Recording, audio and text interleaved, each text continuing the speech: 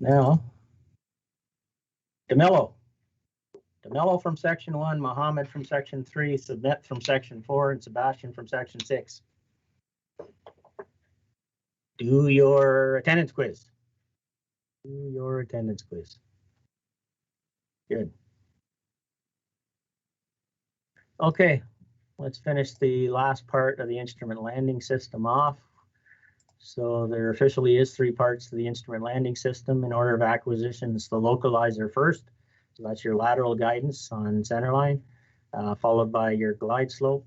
That's your vertical guidance down a 2.5 degree descent angle, and something to let you know all along the glide path or all along the approach how far out you are distance-wise from the runway in question is a series of markers.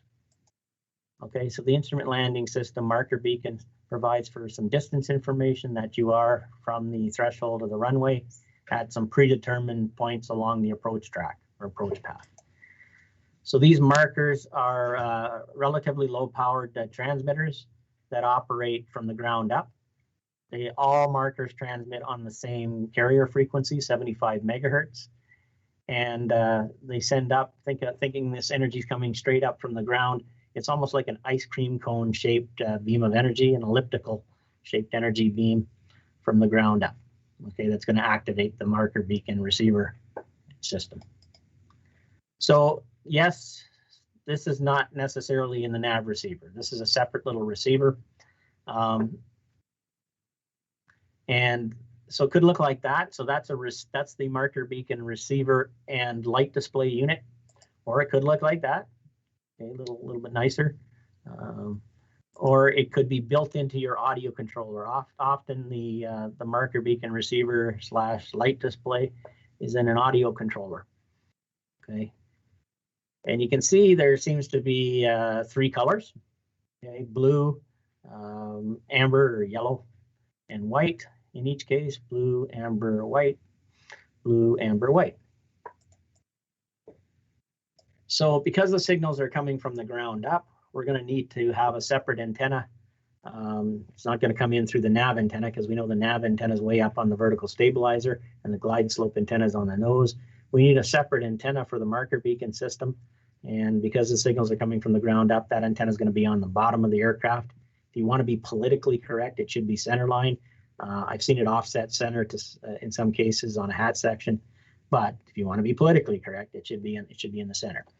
Okay, you don't see too many of these the sled type anymore, bottom left, or even this type with the exposed conductor on the bottom right. You do see the 2 top ones. The boat style is very popular, and the flush mount is very popular as well, as far as an antenna that can pick up 75 megahertz. And in case you forgot, 75 megahertz is a VHF frequency. Okay, so this antenna is VHF. VHF.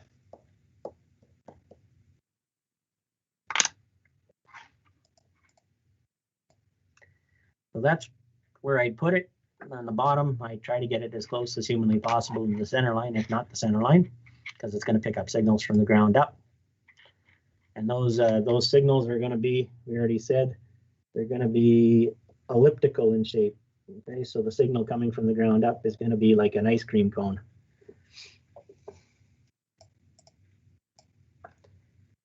On a helicopter, that's a good spot for it. Either either down here on the bottom center line if you can get it, or on the tail section.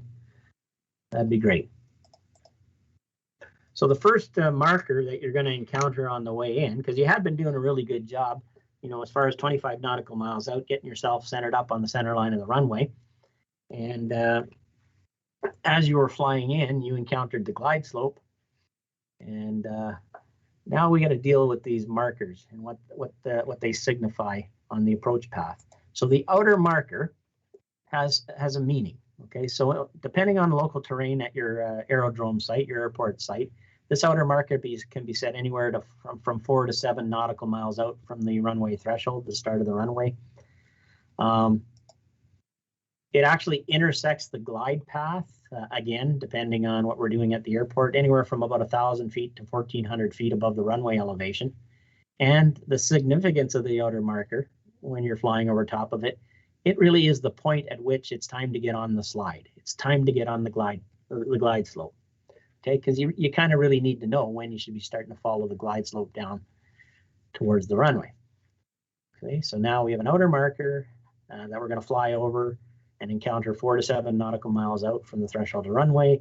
It's going to only be about 1,000 to 1,400 feet above the runway elevation. And it's going to signify that that is when we should get on the slide and start taking the slide down towards the runway. So the reason I keep coloring this slide and the things in blue is because you saw on the marker beacon display unit, you saw a blue light. So how do you know when you're over the outer marker? And one of the first answers is a blue light will come on the marker beacon display unit. Okay, so not only will a blue light come on to signify that you're over the outer marker, but a 400 hertz Morse code identified, dash, 2 dashes per second will be happening in your audio. So whether that audio is coming out your speaker in your cockpit or through your headset, you're getting audio. So you're getting a blue light and you're getting some audio.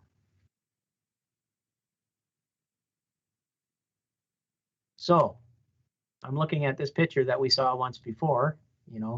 This was to signify localizer and glide slope. Localizer was looking good in the first picture, and then the glide slope started to come alive because we were flying in a direction that was told to us by air traffic control to intercept basically the glide slope.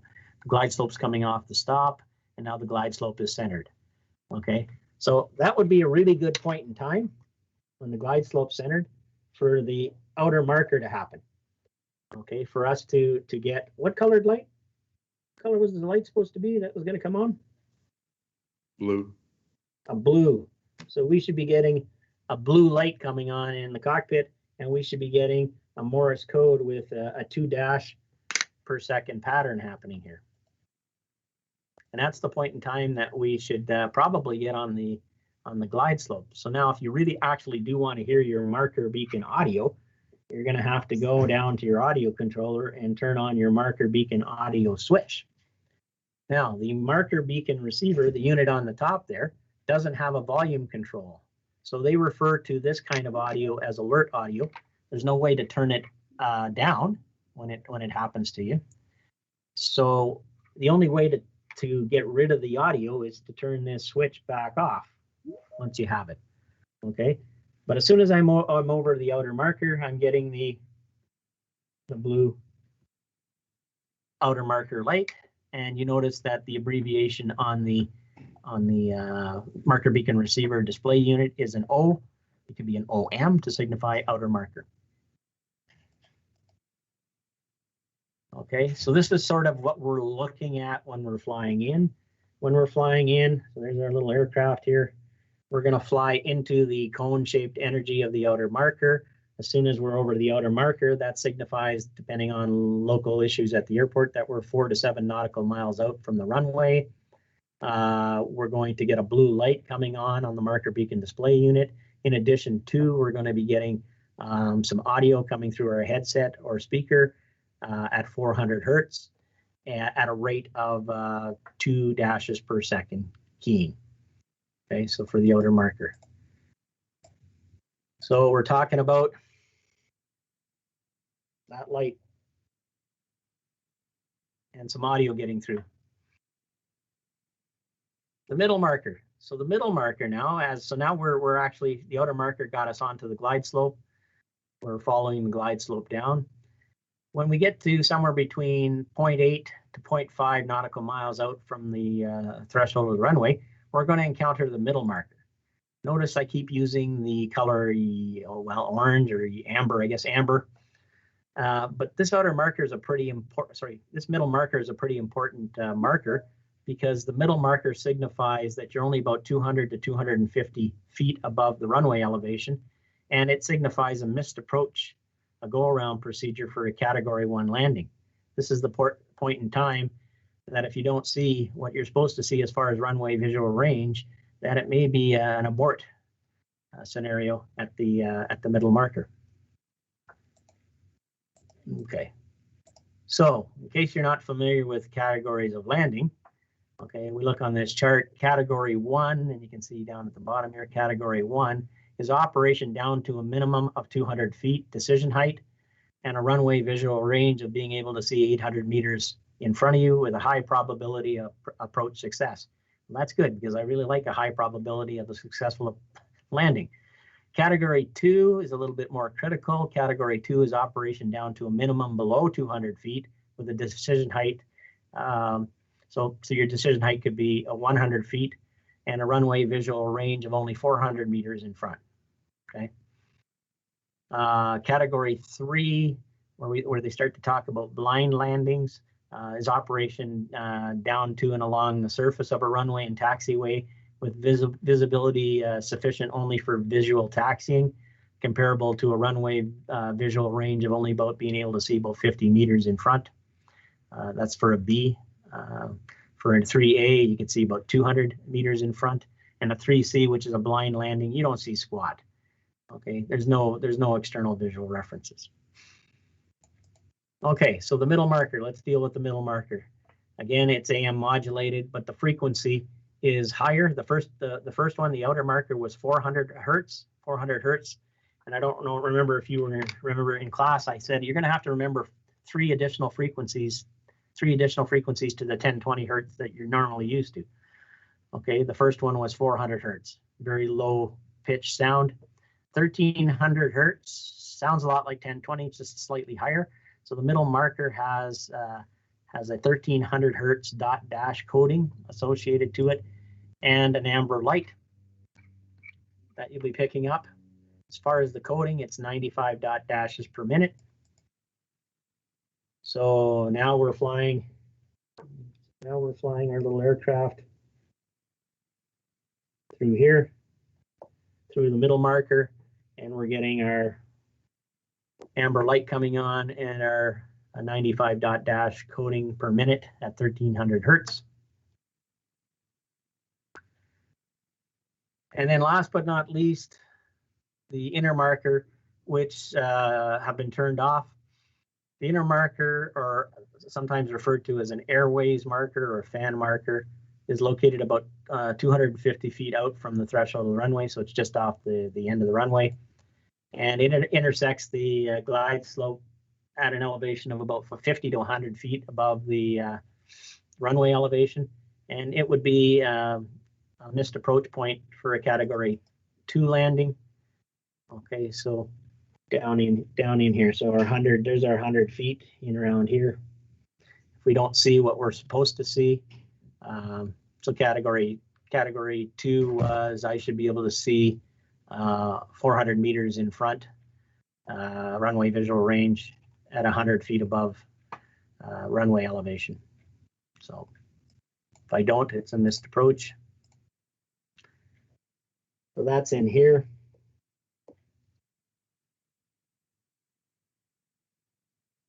So the inner markers are typically no longer being used in Canada and the United States. And for that matter, most of the marker beacons are being turned off altogether. We don't necessarily need them anymore with the advent of GPS approved for landing. So this is just a picture of the sort of the chart that we already had. Outer marker first, 4 to 7 nautical miles out from the threshold of the runway. Middle marker, 0.5 to 0.8 nautical miles out. The outer marker signifies the point in time when you should be getting on the slide, the glide slope. The middle marker for Category 1 landing is a missed approach point, okay, where you may have to initiate a go-around procedure. So that's the picture that I had given you guys. So that's what we're talking about, blue outer and amber middle. And then there's the back course marker. So if you are on a back course approach, again, back course marker is a lot like the blue marker on the front course. It's about 4 to 6 nautical miles out from the threshold of the runway. Again, it's going to send the signal 400 hertz, so very low pitch frequency. But this time it's not 2 dashes per second, it's 2 dots per second to signify a back course approach. And that same blue light that's on your marker beacon receiver unit that came on a front course approach would come on again on a back course approach, signifying that you reach the back course outer marker. The importance of doing this correctly is you don't want to end up like a lawn dart, like in this picture here from Kathmandu, and hitting. You want to stay precisely on your approach path. Okay, you don't want to end up like the lawn dart there. Oops.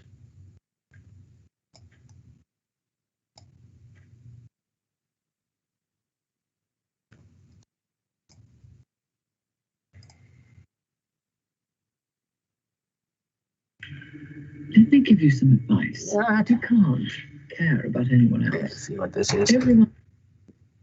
Okay, so this is the instrument landing system in all its glory. And so there we are, way out in the middle of nowhere, right up here, flying in. There's our 2.5 degree glide slope angle, outer marker, middle marker, inner marker. Hopefully we've got a localizer in here too.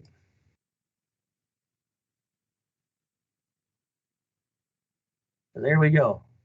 Everybody can see what's going on the right-hand side here. Localizer, which is the vertical track bar needle, says we got to go a little bit to the right, and glide slope is above us. That's fine.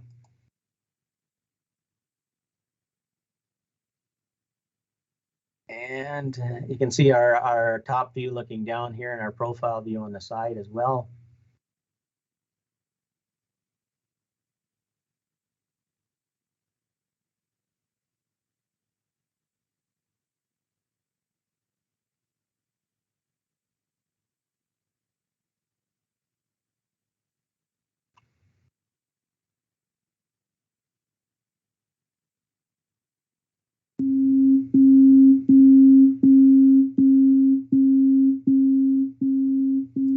What frequency was that?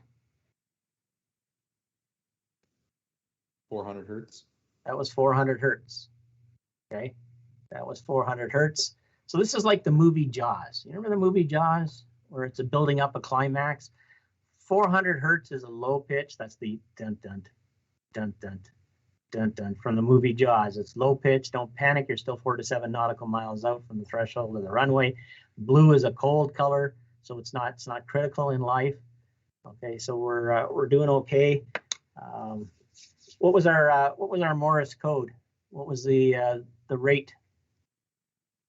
It was 2 dashes per second. It's relatively slow.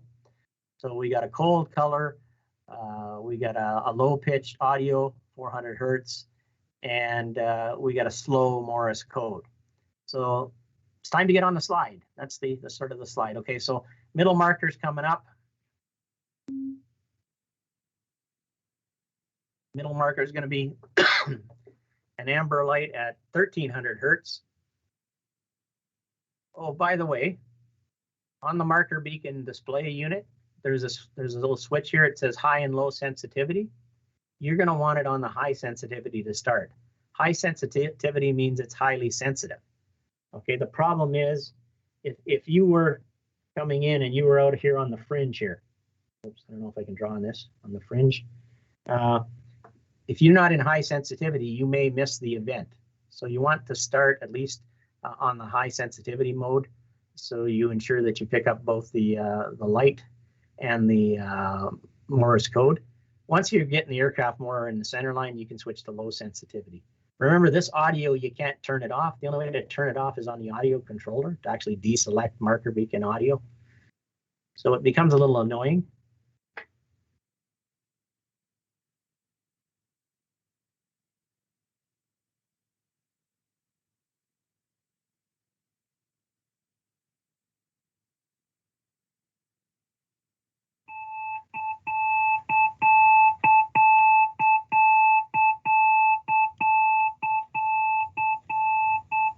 So that's our middle marker. That's our missed approach point in the Category 1 landing, 200 feet, 250 feet above the runway elevation. Okay, the Morse code is a little bit picked up the pace. It's 95 dot dashes per minute. The color of light is more critical. It's an amber colored light. Okay, and the frequency that we're hearing is a higher pitch frequency. So that's more scary. That's like the movie Jaws picking up the pace. Dun, dun, dun, dun, dun, dun, dun, dun. Okay, last but not least, the one that's turned off because it's really annoying is the inner marker to signify that you're near at the threshold. It's also the missed approach point for category 2.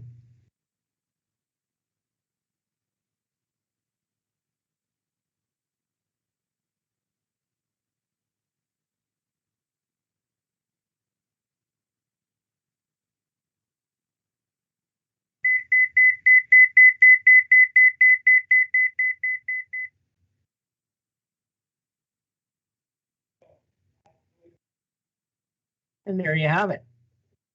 Beautiful. New Kashi soft baked cereal bars. no. Made with real simple ingredients. Try it today. And some healthy bars. Good. Now, any questions on the instrument landing system? Darren, Good. Yeah. What does the aircraft carrier use? Like, what concept does aircraft carrier use in Navy? Do I look like I'm in the Navy? No, I don't like they should not have any inner outer marker, right? So I wouldn't think so. They probably got their own specialty equipment and a grappling hook. VFR and Hey, we've all seen Top Gun. That didn't look too professional. that's So right. that wobbly landing on the aircraft carrier when you're freaked out. Yeah. Okay. So I think what I'll do for this is I'll formulate the quiz. I'll put a quiz out on this. You already have the review sheets there. Yeah, maybe we'll talk about it in class again just for a smidge, and then I'll put the quiz out this week sometime on so this quiz will be VOR and ILS, including the localizer, glide slope, and marker beacon. Good. Okay, is everybody happy?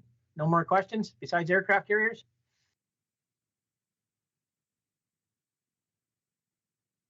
Good. Okay, then that's a wrap, man. How did we do on the attendance here? Let me just take a look.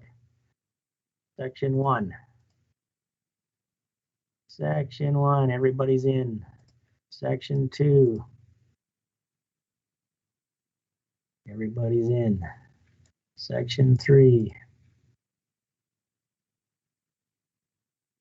Uh-oh. Mohammed's not in. Mohammed's MIA, missing in action. Section 4. Everybody's in. Section 5. Everybody's in. Section 6. Everybody. Oh, no, Sebastian Martel. Still. Okay, good. Okay, guys, unless there's anything pressing, that's a wrap. I'll see section 4 at 12:30.